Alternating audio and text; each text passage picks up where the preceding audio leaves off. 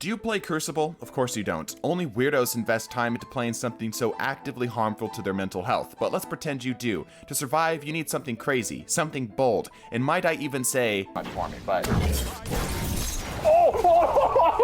something stupid. I have injected a mixture of caffeine, sweatlord tears, and dopamine directly into my bloodstream to bring you 5 PvP builds to try. But because I'm a man of science, I will rate each build's offense, defense, versatility, survivability, speed, and consistency, and then give them a rating for flavor and viability. Today is a special day, as today we start featuring builds who are handpicked from our Fight Forever Discord, which stars the most creative yet powerful use of off-meta exotics and weapons we have in the game. So this week's winner was Cerberus, with the idea of a Tommy's Matchbook and high-impact sniper rifle build. While this build is lengthy, not every build will have this amount of nerd energy put into it, so any builds that are missing pieces of data, such as mods, secondaries, fragments, I will equip them myself because I need to make sure that no copy of Destiny 2 is left installed on the enemy system by the time the match is over. I have had such a love-hate relationship to the Tommy's Matchbook, I might as well rename it to Destiny 2.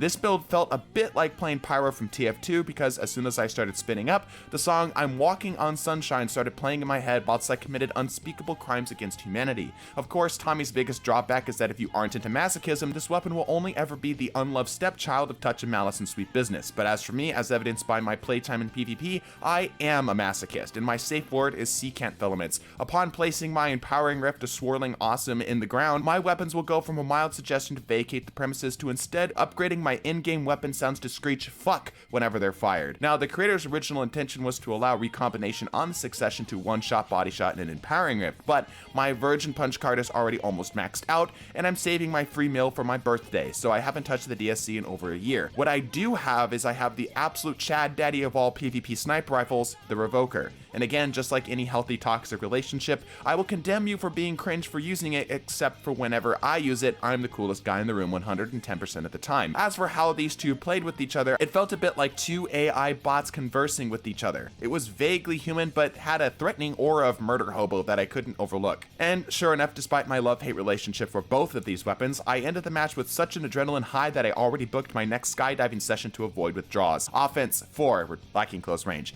Defense 8, versatility 6, survivability 3 because of obvious masochistic reasons, speed 5, consistency 6, flavor B-, viability B+.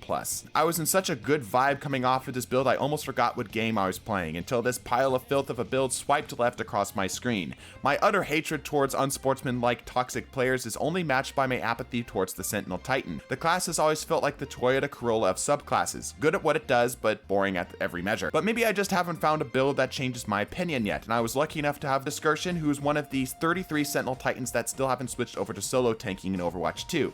The build is easy enough, even a hunter could understand. More big boom. Double sticky bombs from the armamentarium, the aspect that makes your abilities transmit the volatile debuff like a disease, and a bow. I opted initially to run a shotgun to help my close range failings of the primary weapon I was using, but a user by the name of Devil's Ruin threw $20 at me to run the aforementioned Devil's Ruin. But me being a respectable and principled guardian that I am, ran the Devil's Ruin anyway. Frankly, this ended up being a better choice, and I absolutely was not at all paid to say that. For real though, it added a much needed range option to our B-52 Bomber Halloween costume. We even had the armor plating for this by using the Bastion aspect to get void overshields. Was all this enough for me to publicly apologize for my slander of the Sentinel subclass? Absolutely not. Try again next time.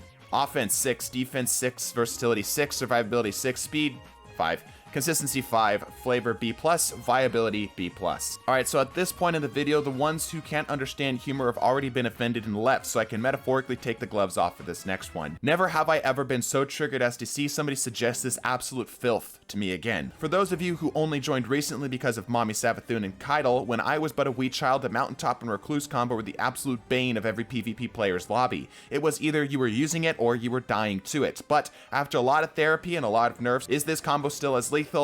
No. Which is actually quite encouraging and sparks my 7 brain cell neurons as an idea. Could we bring these weapons exclusive perks back as a competitive reward? Well, let's start with the Recluse. Recluse has been reborn, as many players will point out to you, in the body of the funnel web. Both are the same archetype, both have good stats, both are void, but of course the reason you used Recluse was for the Master of Arms perk. Nowadays it works like a combination of Rampage and Harmony, but with less overall damage, and in my professional opinion, it feels really balanced as an SMG. So yes, I think that we could bring the Recluse back. But what about the Mountaintop? Long ago, this was an uncontested king until its assassination by the weapons team. Put bluntly, as fun as this weapon was to use, it felt on par or even weak compared to the normal special ammo grenade launchers we have today. It is highly inaccurate in the air, the damage is really low for its special ammo cost, but the ability to long-term deny a doorway with the sticky grenades was pretty damn awesome. If we were to bring this weapon back, it would likely be best used as an entirely new sticky grenade sub-launcher family rather than a perk, but the micro missile perk, despite triggering a collective PTSD of every player, could come back separately, assuming it kept its drawbacks on its reduced damage and accuracy. As for the senile build in this Gen Z meta, offense 6, defense 8, versatility 7, survivability 5, speed 5, consistency 4, flavor F. You have to understand, I'm doing this off of principle. It's not you, it's me. And viability A. I needed to shake off the fermented sweat that I got covered in from that last build, so Black Dragon Death had my back by using the Cerberus +1. I'm almost offended at how little Cerberus ends up actually being used, but fortunately a bloodthirsty rampage is as good as trying to cancel its opponents on Twitter. While this weapon is quite frankly awful as an auto rifle, when you open your eyes to the world of 4 barrels going brrr in ranges violating people's personal space, begin to realize how powerful this weapon can actually be. There will always be those who say this gun will be just a worse SMG, but those people talk a lot of shit for someone who's in blinking distance. Of course, what's the fun in running a weird gun if people's controllers and keyboards aren't physically damaged from percussive friendly fire? So, run this with the grenade launcher. Now, if I possessed 8 brain cells, I wouldn't have deleted my disruption break grenade launcher, but I have 7, so you'll have to cope with my dumb ass. Grenade launcher swapping will never be bad, at least until the weapons team does yet another brutal assassination. Yet, I want to make sure my legacy of salt smashing lives on, so I run this with the aspect child of the old gods and a boosted scatter grenade to make sure I can serve up reminders that nothing is ever safe or sacred. Cutting the fancy language for a second, if you're looking to try something new, fun, and in the right circumstances powerful, try the Cerberus +1. 60% of the time, it works every time.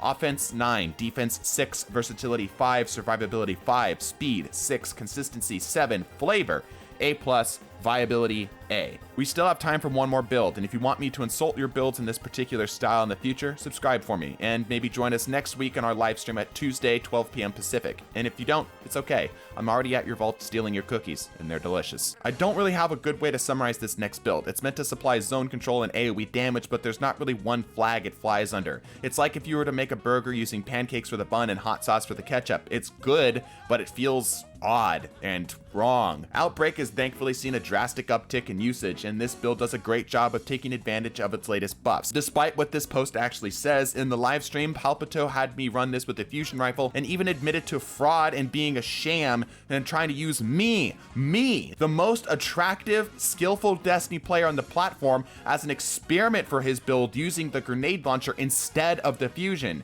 And maybe it's my bias against wave frames, grenade launchers in general, or maybe it's my affinity for fusions, but this change to the fusion immediately improved my build. It just goes to show that the best builds are the ones that in some way cover every single range. For us, it was to use the pulse rifle at longer range, the fusion rifle in closer range, and our abilities for mid-range, with a touch of overlap from each. I think the controversial holes may be a bit of a poor pick just because of the regeneration being mostly subpar to even something like the Eye of Another World, but this build held its own fine enough. Offense 5, defense 7, versatility 5, survivability 6, speed 6, consistency 8, flavor C+, viability B+. Subscribe, like, and leave a comment of your own build down below. Stupid builds have the best chance of getting a feature. Surprise me. Bless your faces, and deuces.